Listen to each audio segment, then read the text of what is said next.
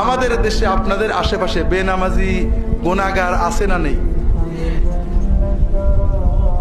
ওই বেনামাজিদের যখন কিয়ামতের দিন জাহান্নামে নেওয়া হবে, তারা যদি আল্লাহকে বলে, আল্লাহ আসলে নামাজ না পড়লে তো সত্যি জাহান্নামে যেতে হয়, আমার পাশে নামাজিরা ছিল কোনোদিন বলিনি, আল্লাহ ওরা কিন্তু দায়ী, আপনি কি বলবেন?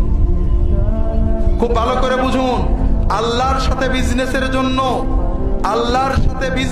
জন্য মানুষকে আল্লাহর দিকে ডাকার, ভালো কথা বলার চেয়ে বড় ইবাদত আর নেই।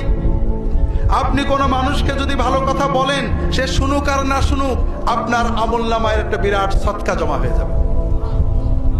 আর যদি ওই লোকটাকে কোনো রকমে একটু ভালো পথে আনতে পারেন, তাহলে ওই লোক জীবনে যত নেক আমল করবে, ওই লোকের মাধ্যমে যত লোক ভালো হবে, কিয়ামত পর্যন্ত তাদের সমান সওয়াব কমিশন হিসেবে আপনার আমলনামায় জমা হয়ে যাবে।